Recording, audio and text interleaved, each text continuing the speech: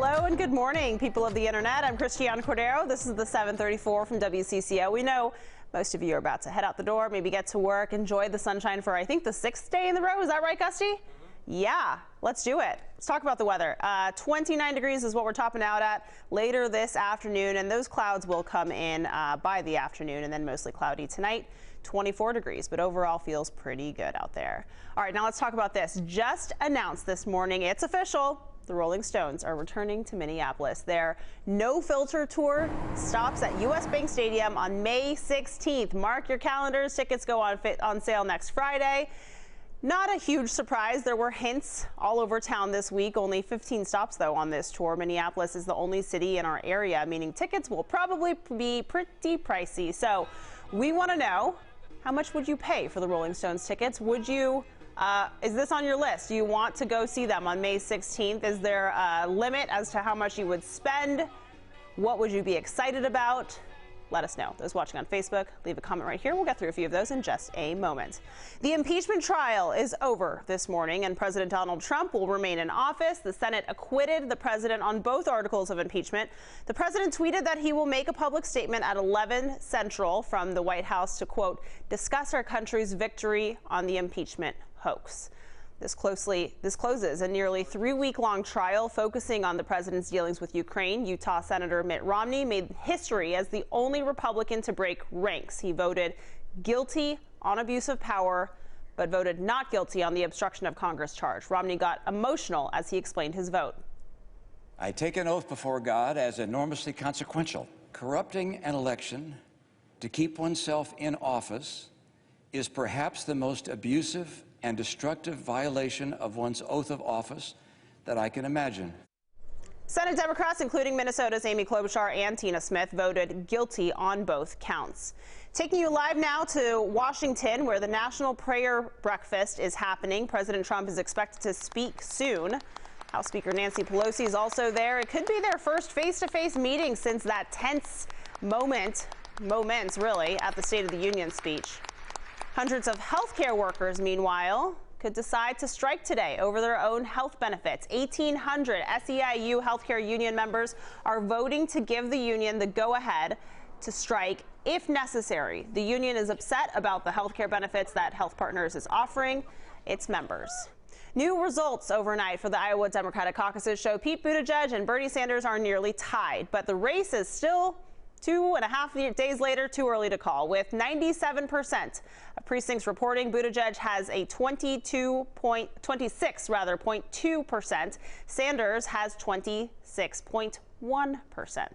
Iowa officials are scrambling to verify the remaining results. They blame their delay on technical problems. The top 7 candidates debate again tomorrow in New Hampshire.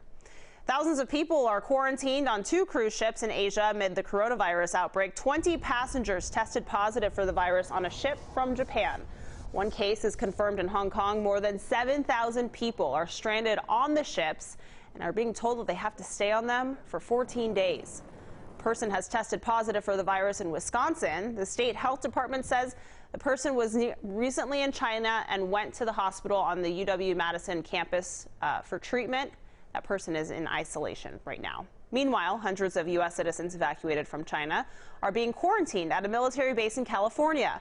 One Minnesota father is among them. Yulin Yin shared these photos from the plane that brought him back to the U.S. and the people covered head to toe who were doing the health screenings along the way. Yin says he's just happy to be one step closer to his wife and daughter in Minneapolis. Just really relieved. It has been a very nervous process. Yeah, Yin was in China visiting his parents. His wife says he doesn't have any symptoms of coronavirus. Yin will be quarantined for 2 weeks before he can come home to Minnesota. Scary pictures coming out of Turkey this morning. Investigators believe bad weather was a factor in this deadly plane crash. Officials say the plane skidded off a runway while landing in Istanbul, then fell into a ditch and broke apart. Geez, 3 people were killed. Almost 180 were injured. A historic mission in space came to an end overnight. NASA astronaut Christiane Cook is back on Earth after setting the record for the longest space flight by a woman. Cook and fellow crew members landed in Kazakhstan just after 3 this morning. Cook spent 328 days in orbit before leaving the ISS. She said she was most looking forward to a walk on the beach back home in Texas. Kansas City threw a party for Super Bowl champions yesterday. The sea of red filled downtown to celebrate the Chiefs' Super Bowl win. Officials estimate about 1 million fans lined the parade route. They had been waiting a long time for this. The players were clearly having a good time on top of their bus. Then take a look at this. An impaired driver went for a quote-unquote joyride down the parade route before it began. Police say the driver broke through barricades and an officer eventually rammed into the car to stop it. 2 people were arrested. No fans, though, were hurt. We now know how Team USA will dress for the Tokyo Olympic Games this summer. Take a look. Nike held a fashion show to unveil its Olympic collection ahead of the Games. Olympic champions Lisa Leslie, Carl Lewis, Brandi Chastain modeled the uniform collection. The Nike swoosh on each outfit was made from recycled Nike shoes, and as a tribute to Olympic champion Kobe Bryant, children joined the star athletes on stage, all wearing Kobe's Laker jerseys. Pretty cool there. We're also getting a look at, closer to home, the Loons New Jersey for the upcoming season. The team says they are both dark and bold with the United wing printed on the front. That one was a really big detail that people really liked. All of the MLS jerseys will also have a new font this year. You can get them online now or at Allianz Field at 10 a.m. today. All right, let's get back to today's talker. We're talking about the Rolling Stones bringing in WCCO's digital guy, Jonathan. Jonathan, what are people saying? A lot of people would pay. A lot of people would pay. Yeah, we have Aaron saying, have to. I would pay whatever the cost is. Oh, challenge accepted. You are watching history being made right before your very eyes. People will talk about the Rolling Stones forever. There is kind of that idea with this sort of show that you're paying for the opportunity to maybe be one of the last people to see. It's a bucket list thing, right? Yeah. And so you have a good point there. That is a bit more, that's unique in relation to other popular bands. But then we have people like Annette saying like $40 is where she'd cut it off. Things are... Annette, you're going to be extremely disappointed, I have a feeling. She says you have to be a millionaire to enjoy things these days. Yeah, they are steep. I know the Eagles are at the X, and I think the cheapest ones there are close to $200, if not above it. So I would imagine this is going to be much more expensive. Yeah. Okay. Cool. Jonathan, thanks so much.